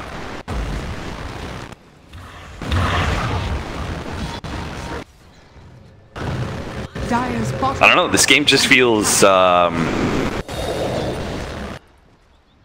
very awkward. It's just very relaxed in a way that it seems like both teams are almost kind of happy with what's happening in the game, and they're just like, yeah, this is chill. It's kind of like when both teams are like evenly skilled, though. Yeah. When you're gonna feel this way, like this lull, because like when Secret played against Planet Dog, there wasn't like a lot of respect, right? They just ran at them, they didn't care. But when you're playing against a team that you feel like is matching your tempo, you're less inclined to take these like risky maneuvers, you know? You're not you think those like 2 slap downs that Fnatic gave to Secret kind of like it resets the game a little. Take a step back, and they're like, okay. But at the same time, like, you know, Fnatic also had a few sloppy fights where they were also tempo matched, and so they're a little bit more reluctant to take these fights. Like when you have these teams, like the warding's a little bit better, the speed of the game is a little bit better, those moves where mid-1 is just really fast is a little bit better, like and so you try not to force these kind of things a little bit too much, you know? Yeah. Because it reveals a lot. Like it's you won't quite know, but at the same time, like now both sides like should have a better understanding of wards are, for example. Both were able to see the other side coming, you know? Yeah, everyone was prepared for that, which should kind of give Fnatic, and you see JJ just hovered over that ward. Yeah. So both teams should know about both wards. Exactly. And now Storm should also say, like, guys, the only reason he makes that move on me is if he has vision and he knows that nobody's behind me, or that the Life Stealer is inside me. Because you're not just going to watch a Storm farm those creeps if Life Stealer was inside of him, right? Yeah. So now, when you have two teams like this, you have a better understanding, like, okay, each side has a ward here. Then you can decide, like, where the next road of engagement is and stuff like that. So, as a result, both of our kind of farming cores, both Fnatic and Secret, will actually take Pup, continue to farm it up. Yeah. Mid-1's going to get Bloodstone, and they're going to look for a fight. Yeah. That's the next general timing here. Some sort of attempted smoke gank on Tinker, I'm presuming. Yeah. I mean, they got to get this Tinker eventually. Storm's just going to go for the full zip out. Just like very, very safe play. And both teams are just playing super safe because they're so afraid to just like get slipped up on. Now, like, if you look at the net worths, like the Bat Riders has fallen pretty hard because he's not getting kills anymore. And he already no has shoving out. Fuel Scepter on the other Titan. You see that? Yeah. I mean, that's just Yapsor. Yeah, sorry. It's not really surprising. Yeah, I guess not. Yapsor hits a lot of creeps. Like, as much space as he makes, Yapsor is prioritized heavily. It looks like pours dirt all the time. Yeah. This game, he's doing all right. He's made a decent recovery of what was pretty low CS in the laning phase. That's why focusing on tankiness. Yeah, that's why it's not easy to like say that a certain player is like playing badly or whatever, because sometimes you don't know if the general game plan is structured a little bit differently, right? Yeah. Like Fada can look worse on this team because he's gonna give up like a quarter of his farm that would normally go to him, and it'll go to Fada or to Yapsor instead. Right. 4-man smoke up, heading into the offlane jungle. He has the Bloodstone, right? So yeah, you get the Bloodstone, you immediately smoke. And then you can transition it. I'm a little bit surprised they just roll up into the offlane jungle. I mean, that's such a common farming spot for Drow Rangers and for Tinkers. Oh, mid-1. But they want to jump on him so badly. Eternal Levy. They're actually going to turn on him. They go for the back line. They go for Universe first. They're going to try and pop him. Now, mid-1 jumps over to Eternal Levy. They actually bring him back with a glimpse. Should be able to finish him off here. Fada zoning the rest of Fnatic back at bay. Is going to be able to get the slow onto DJ as well, netting them an extra kill. Secret. They managed to get the first successful big move of the mid game. That was so cool. So mid-1 shows he's like, oh, we were smoked. And Envy's like, okay, here's the turnaround opportunity, guys. Like, because this is like a very Fnatic move to make, right? Like everyone rotates in to take that fight immediately. Yep. Which they've been doing. You notice when they took that Shrine fight. Yep. When they were trying to save Universe, so they do the same thing, same exact play. But this time, like, Secret is much better set up.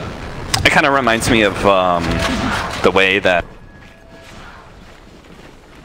greedy, and they just played pretty defensively, but they would always collide on any of those like aggressive smokes. Yeah. Envy teams are very good at that, but this time it bit them in the ass because Secret thought like the next layer ahead. They're like, this is going to be a bait that they don't quite expect to be a bait. Right. And that was really cool. They just didn't quite see something like that, but as expected, he didn't go for like first item Kai or anything like that. That item, oh, I really wish it was better. Maybe he still goes for it and shows me that it's OP, but I feel like I've played too many games on that hero. Long jump in, grabbing Eternal Envy, and they have the dust out already. Did Ace really buy Those dust? TP rotations really aren't going to do a whole lot for you. Yes, he did, because Storm Spirit did not have it, so. Man, what a cool guy. Yeah. Abed just going to chase them this whole entire way, hoping the Universe is going to be able to grab somebody as well.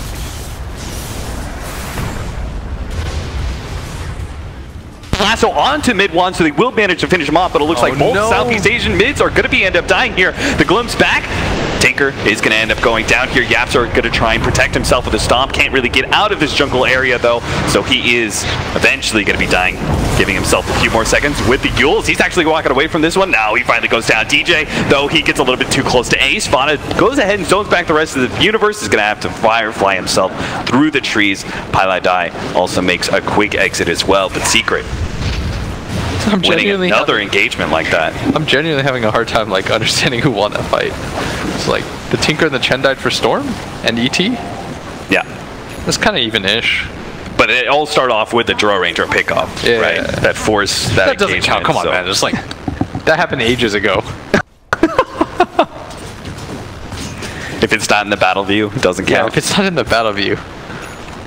Stats don't lie. Okay, but my question is, we've seen Secret make two kind of aggressive, kind of like smoke-ish plays. I guess that last one was just a Storm Spirit jump. Why aren't we seeing Fnatic match that tempo now? Why aren't they being the aggressors with some sort of like Shadow Blade smoke up with Dro? I think they slowed down the game too much. Yeah.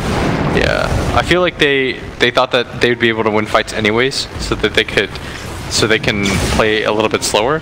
But I think it's kind of hurting them because like early on they were using the Bat Rider and they were the ones like laying on the aggression, right? Yeah. And you have this Shadow Blade on Envy, which lends you to believe that like they want to be able to always get the jump first. So yeah, arguably that Shadow Blade should let you set up on both Storm and Lifestealer. Yeah, this is where I think that smoke kind of disrupted their timing a lot, you know, when they took that fight out of the counter smoke. So then now they're not thinking so much, like you lose the flow of the game. You're not thinking so much about like the game progression. It becomes a little bit more about farm, and that's kind of problematic right now for them. Oh, he's just going to be a bit too late to try and grab the Storm Spirit. He had an Invis Rune anyway in his bottle. Where's the Lifestealer? Yeah. Bring your bomb. An Invis Lifestealer bomb. That sounds pretty dirty.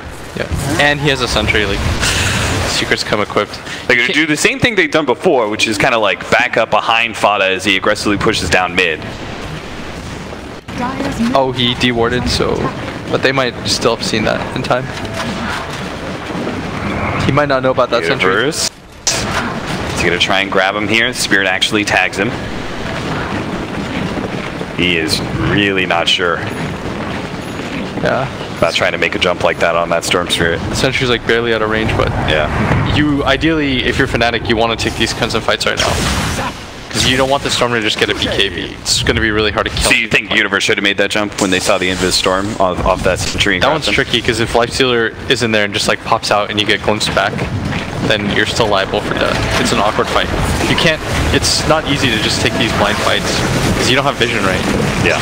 You almost never want to just go for these blind jumps. There's a lasso pull, but the jump in for the Storm Spirit, they're immediately going to drop off Ace. He starts focusing on Eternal Envy. Fortunately, the heals come out from the Chen, the setback as well, so that's going to be enough to protect him, and all it means is the Elder Titan is the one who ends up dying here. Another setback. Oh, they got that Storm Spirit. Great play from Abed, able to chase him down. Now Puppy's going to be slowed down by the sticky napalm as well. He's going to have a hard time getting out of this. Kinetic Field trying to protect him as much as possible. Fada will actually provide some reinforcements here. Draining onto DJ. Ace slows him down just enough. They're going to be able to pick up that one kill, but Eternal Envy standing strong, feeling that the Tinker is going to be able to back him up here, but Ace right on top, and they do have that Shadow Blade to be able to get himself out of there. Universe, though, the Hex already up. Now the Lifestealer in serious trouble is going to end up dying as they try to go on to Eternal Envy, but sure enough, Fnatic still had the numbers for this engagement, and show it here as Fada is actually still going to be end up dying to Abed. He was making such aggressive aggressive blink plays, and it is paying off big-time dividends for Fnatic. What a serious comeback in that last team fight. Yeah, that was sick for them. Now they're up 4K, and it's because we were talking about it. Like, we want to see Fnatic get the jump off. Yeah. And for once, they were able to take the fight on their terms, whereas it felt like Secret just took like 3 fights in a row where they were able to do whatever they wanted. But this time, like, Secret, they don't have the best save, if at all. Like, the best thing that they have working for them is like Glimpse once the Bad Rider jumps in, but at that point, they'd already lost the fight. It's kind of cool. Abed taking up the Observer Ward, and planning it. There's not a lot of Bloodstone charges now on mid-1, and the pace of this game is like completely shifted since that fight. Like, Secret went in there 1 by 1 after, lost all their cores, and I mean, this is scary for them because they couldn't afford that. They don't have this like playmaking offlaner with a big teamfight spell. Yeah. And that's why we were talking about like Fnatic. Maybe they feel comfortable because they know that the teamfight advantage is always theirs. They have a Bat Rider. Like, this Bat Rider's the best teamfight hero in the game out of all 10 heroes, right? Like, he's always going to be able to get a jump off, and there's nothing they can do about it. And when you have that knowledge like in your back pocket at all times, it frees up a lot of pressure. Because conversely, like, you have a Razor that just walks in and like plasma fields. He has no stun. His team fight's very limited. He can't get on top of Envy. Envy, I mean, look at his item build. He's got Shadow Blade plus the Hurricane Pike. But of course, who knows? Like, Secret could do something silly at Roshan and like lose 1 fight, and then it swings back the other way. Like, a pendulum works both ways, Austin. So as it swings towards Fnatic with this 3K gold lead, we'll see how Secret respond. As we do have some sort of weird smoke setup here from Fnatic. I'm not quite sure what this is. I think they wanted to smoke and try to go for Roche, but if you're Secret, maybe you take a fight right now. You just finished BKB on Storm. That's probably your next major item timing. Yeah, because the next really big item is actually going to be coming from Fnatic's side of things. Long jump in, but there's going to be the Universe BKB, and he's able to pop it immediately. Goes ahead, grabs up the hero. Elder Titan draws a big stomp, actually hitting him huge numbers on the back line, but they managed to get another stomp there onto the Draw Ranger. If they can actually get to him, they can easily finish him off. Mid-1 is running a little bit low on mana. Highlight die. Oh, Fnatic just getting gobbled up right now. They got to deal with this Tinker, but they're just running out of mana for Mid-1. He's got no more power to be able to deal with this. The Scythe device, they're going to be able to finish him off. Now the rest of Secret quickly retreating, but the damage is already done. Fnatic, they are beginning to heavily take this game. Does Pylight Die have a Ghost Scepter? Am I seeing that correctly? Yeah. Alright, so when you're a Storm, there's like a few items that you absolutely hate. It's like Force Staff, Eul's, Ghost Scepter. Yeah. Because if they get the Ghost Scepter off, you pull, you're actually just waiting. And you have to use the majority of your mana doing nothing. And so you had this guy jump in on this Lion, and Pylight Die was just like chill. He's like, alright, I cannot die. There's actually nothing you guys can do against my hero. They committed the entire BKB duration to try to kill this guy, and it did nothing. They still got that glimpse on him. That's trouble, especially with the stomp there. They're going to leave Envy. All right, Envy gives him a kill, but Jackie Mao, you have stepped over the line once again. He's a habitual line stepper. He really is. But that's okay in this game because the true one position piece, Abed, is still doing well enough. But man, for Secret, they got to reprioritize things because this line is not easily killable anymore. And they don't have the stun to punish his Ghost Scepter either. Yeah. It's so funny, Pylight Die so farmed, and I'm never used to seeing Pylight Die this far. Normally you just, I think the problem was like Mid-1 didn't click on his items because like instinctually Pylight Die is almost always the free kill, you know? Yeah. You're just like, alright, so here's how the fights go. So you're saying that was actually 2 items that Secret just didn't know about, it seemed like, right? Because they jumped Universe with the BKB. Oh, that ruined That was Storm. so bad. It ruined Storm a lot because the initial jump is more than half your mana. And if you don't kill somebody in that, then you wasted half your mana doing nothing. Oh, that long-range Scythe device. It's going to cause some serious issues. They managed to get the lasso as 8th actually gets a little bit too far forward here. Jump in from Mid-1, trying to decide who to focus on. It looks like it's just going to be the Chen here. That's an easy kill. That's the freebie. And it looks like they also managed to catch Pylight Die here in the stomp, but they're being very careful about this, where they're not really sure how much they want to extend into this Tinker with the March of the Machines. It's just enough, though, with the control out for the Disruptor to be able to get that second support. But they keep it pretty calm. They don't try and go for any extra heroes out of that. They've actually still got to deal with this bottom lane push where the double siege wagons, that's a problem. Okay, they can't anymore.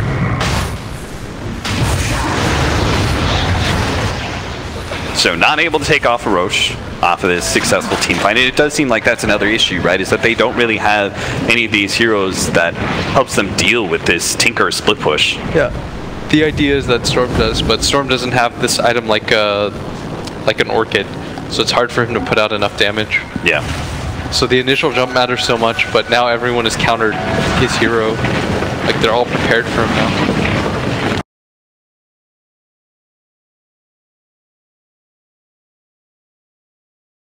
Going back for the Orchid?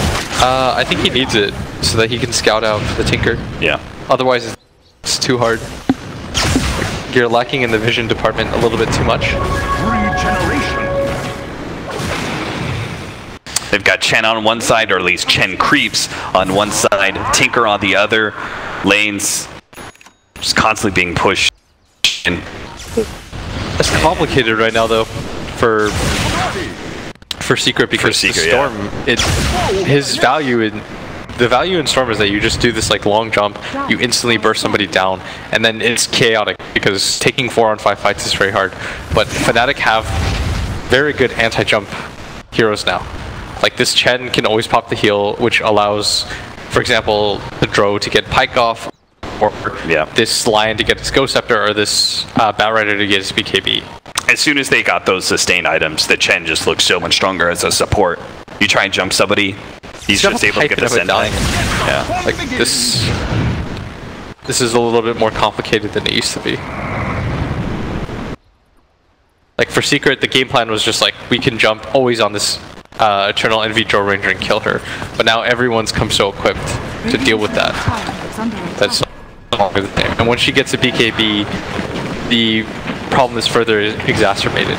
Now the only person that they can logistically kill is this Tinker, who really doesn't show himself on the map very often. I remember watching some of the recent Tinker games. There was an Optic game with Tinker, and it seems like everyone has adjusted their playstyle with these Tinkers, that they are just playing super duper safe, especially before their Blink Dagger, but even then, they're playing super safe, and oftentimes they go for the push on the side lanes. Sometimes their team just sets up for them, because Tinker's farm is pretty much the only farm that matters. No Tinker game.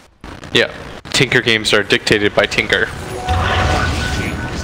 I mean, who cares if Drow Ranger gets, you know, that third item? In this game, I think it matters, because you're still playing against a Tricore. Yeah. From Secret. But the Tinker is kind of countered by the Storm. Yeah, but the Tricore not supported anything. Yeah.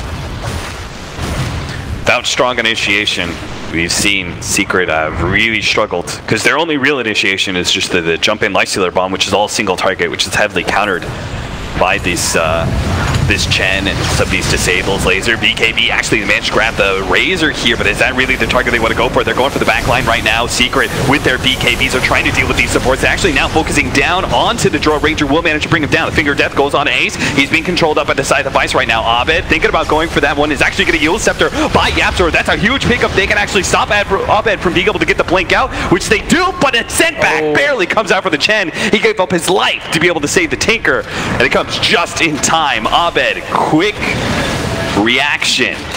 Immediately heals up just a little bit, goes for the push on mid. He's just trying to create any space he can, because he knows Secret off a big win like that is going to get an objective of some sort. And it looks like it's going to be the Aegis. Yeah. And right now, Secret, I think they're kind of falling into that old habit where they're the ones getting these like awkward jumps on. Really back and forth game though. It's like just depends on who gets the first initial run in. Yeah.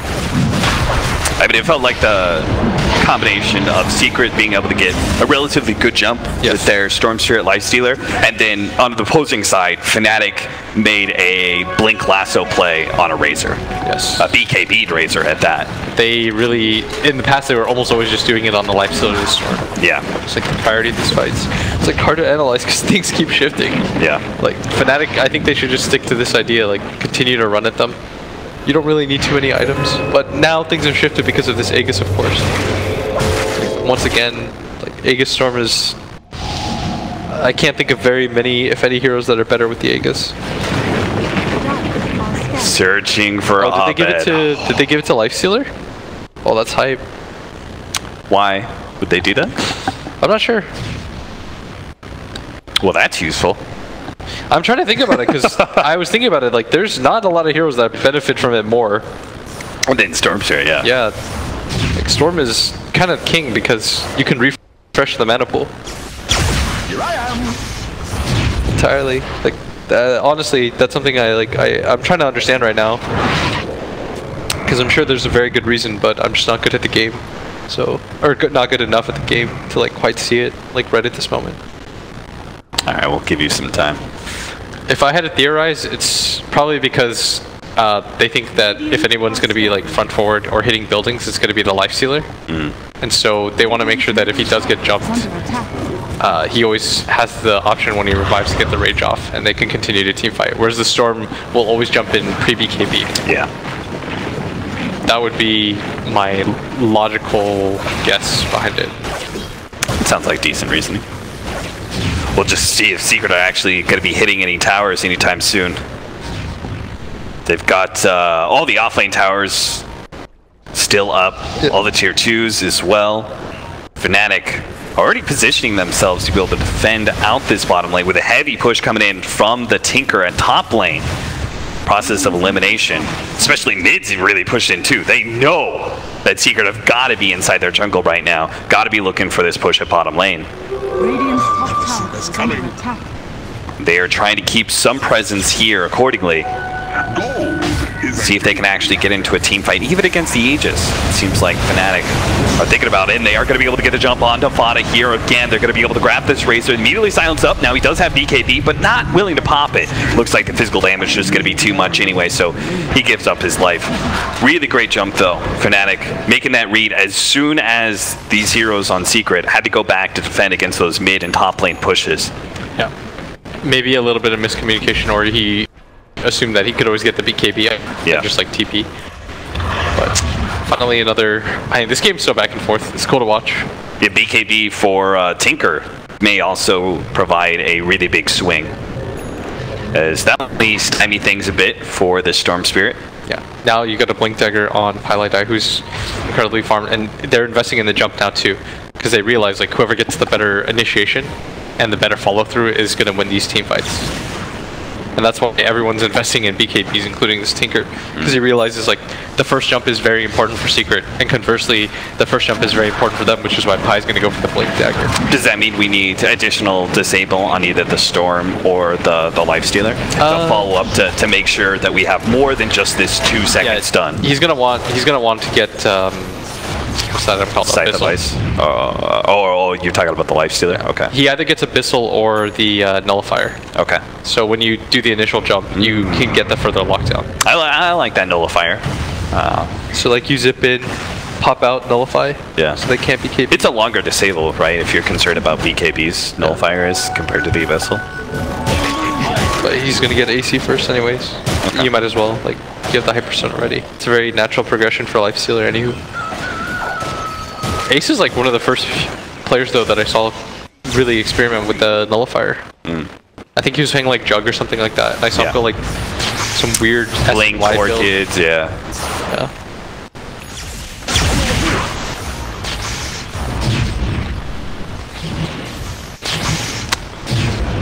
Lincoln's picked up. It's 18-14 right now, 40 minutes in. We're going to have a 5-man smoke here from Secret. Excuse me, 4-man. With Fada actually in the offlane jungle right now. He's going to be the one showing presence again in that mid lane. Just seems like over and over again.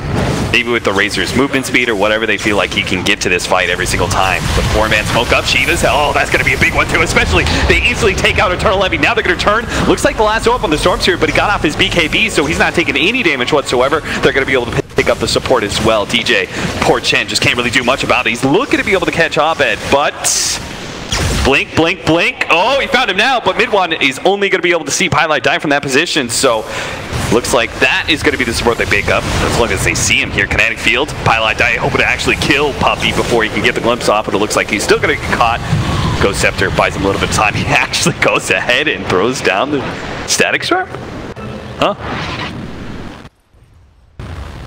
There's some hate.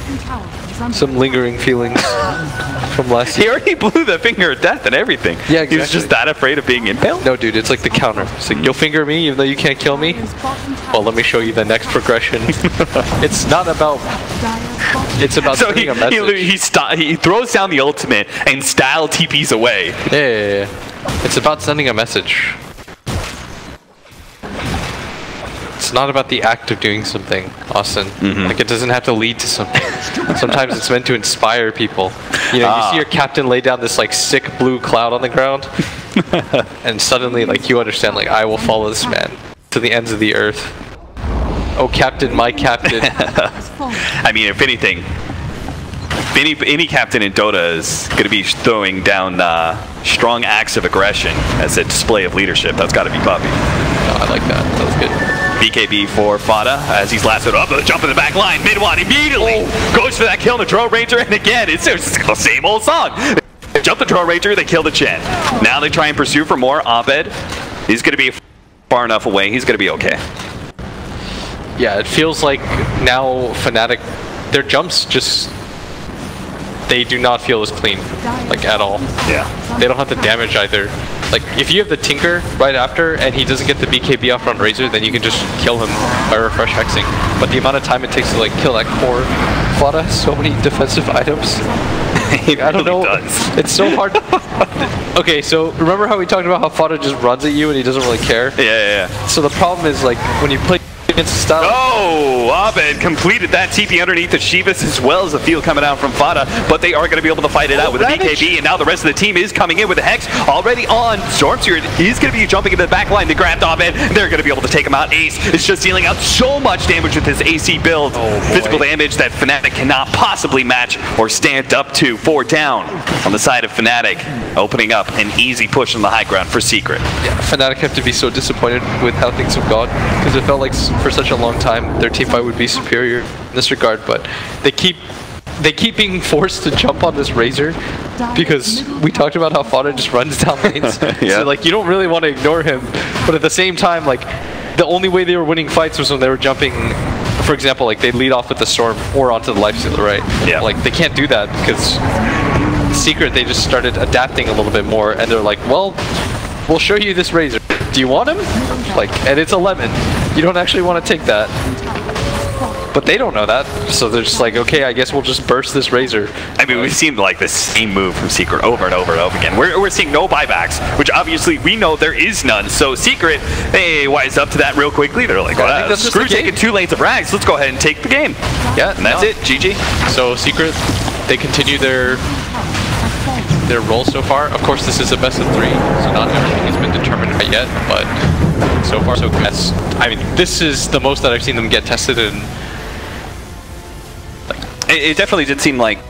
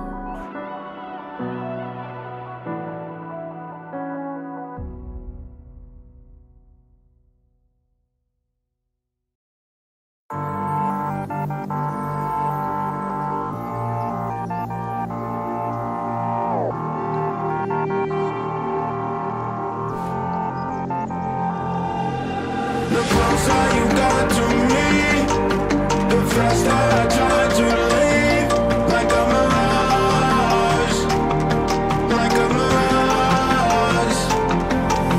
The scars that you don't like keep on my arms, I appear empty, like a mirage, like a mirage.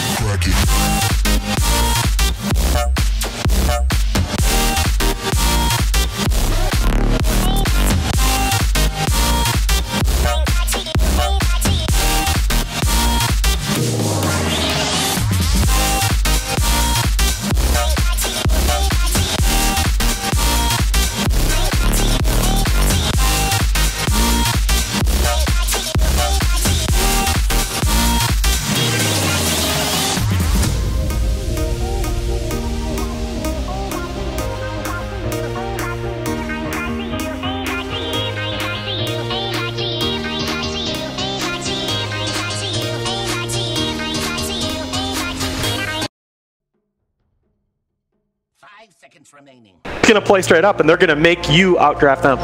And then if we look at their odd picks, we've got Ace. Do you know what his most played hero is, by the way, without looking? His most played heroes this patch have been Razor and... No, of all time. What's he played? All time? Yeah, what's he played all time? What's his favourite hero? Timber? Centaur. Oh, yeah. He's Centaur carry, yeah. I was going to say Centaur or Meepo. Yeah, and those would be the two. Yeah, I mean, those are top two then? Yeah, so you can, so he can play, and he obviously has got a Huskar in there that he can play, and he's played that pretty recently as well. So he's got some funky stuff that you can dish up if they need to. No, he's got the cheese, but that's the thing. What I really like about Puppey is he's in the last year or two he's really gotten to a place where he doesn't pull out that stuff unless he really needs it. Yeah, he's not going to pull out that stuff against a team that he feels he's better than. And let's face it, right now, all this early. Yeah, exactly. Doesn't want to pull it out too early. Let's see how we get on then. Game 2 is just around the corner. Draft underway and bans incoming. No, but you guys, just to finish that point, you guys brought up about atypical picks. Abed is really one of the only. He is the only player this patch that's had any success on Invoker. He's 6-2 on Invoker. The rest of the pro players combined are 11-20, and he's really one of the few people that have had success on Tinker. Also, his most played hero. Yes. In regards any patch, it seems to be the thing he always goes back to. So, not perhaps a surprise that he's been able to make it work. Now that they've nerfed Meepo into the ground, unfortunately, you gotta play something. Yeah. Liquid's here. They'll fix that Invoker problem too. Oh, God, I hope so. Yeah. Put Miracle that hero's a range creep right now. Yeah, so look at these secret bans. I mean, I look at this. This is even more extreme. They're going to take out all 3 of those big pushing cores that Fnatic likes to lock down in that first phase. I think this is really smart, and it's exactly the right approach. And Fnatic what would you make of those 3 bans? You got to take out Bounty Hunter against Secret. And the Chen and the Night Stalker as well. You think very strongly about taking out Chen. The Night Stalker, I think, is all right. So this is the other hero that's factored very strongly into Fnatic's opens when they can't get one of those big pushing cores. And DJ plays this hero really, really well. I think the decision from Fnatic was game 1. We only have limited bans. Let's try and not ban the Chen and play it ourselves since we've had some success with it. Game 2, they're probably like, we don't want to do another Chen first pick. It forces your draft in a direction they don't want to go. Yes. They didn't even draft around the Chen in game 1, which is a big problem. So they're like, we don't want to Chen again. They realized it was a bad pick for them, but they also wanted to make sure they ban it out. Yeah. Actually, that's interesting. I actually just looked, and they have a couple of games where they've actually run Pile Die on Clockwork. They've run 5 position Clockwork too. Rubik, oh god, immediate response, good against Clockwork Boys, lift people out of the cogs. Always nice to have heroes that get out of cogs. Just on top of the Pine Eye, DJ's also played it recently as well. Yeah, exactly. So they've had 3 different players. That's what it's. I was mentioning that because it's very unusual that you see Clockwork is a classic 3-4 flex, but it's very unusual that you see him push a 5. I think this is another reason why you got to be careful with win-loss records, because for his career, Yapsor's win-loss on Rubik is not that impressive, but there are so many drafts where they just first phase it, just naked pick it. And because they feel so confident in his Rubik play, it doesn't necessarily have to be a Rubik game. It's his most picked of all time, and most picked in the last patch too. This is a little unusual, though. The Sand King. Yeah, I agree. As a duo for Secret. Because you would then assume because they're both Yapsor heroes. Puppey will play the Rubik, surely. He would probably play the Sand King here. Yeah. We've seen Puppey, like, the same way he plays like a Bounty Hunter. Secret's formulas very much have 2 supports that don't necessarily go safe lane. Like, Puppey will play roam as well as Yapsor in a sense. He's maybe the less flashy of the 2. He's perhaps securing mid lane with his presence, but you see Puppey also like play heroes that aren't just sitting in the safe lane securing farm for ace. This is Fnatic's most played 5 position, one of the most picked heroes on this patch, although it's fallen off. It was by far like the hottest shit at the start of the patch. Everyone's picking it, playing it. Shadow Shaman, the range Treant Protector, completely OP or whatever it may be, but teams have gotten better at dealing with it, particularly with pressuring in lane. It's very bad against dual lanes. It's a hero that specializes in like a 2v1 scenario, but any hero that pressures it, you kind of crumbles. DJ's most played in the last in 707C, and Pile Die also has games on it as well, so they've got some flex there too. Yeah, I think teams have just it took teams a while to adjust to the fact that Shadow Shaman, he does have all this damage, but then they nerfed his range, and so they figured out that because he's so short range, he has to position himself. I think where Shamans are still having a lot of success is where they can be played as a safe lane support support that can be greedy. So you have likely we do see DJ played in the safe lane where it's like starts as a 5 but quickly transitions into a 4 position, and the clockwork is kind of the 5 role. So that's where I'd like to see the Shaman play. I agree. Tinker ban, so no more Tinker, just Arbit. Popular pick on this patch, one of Arbit's best. No reason to give it to them again when they're likely looking for a core hero.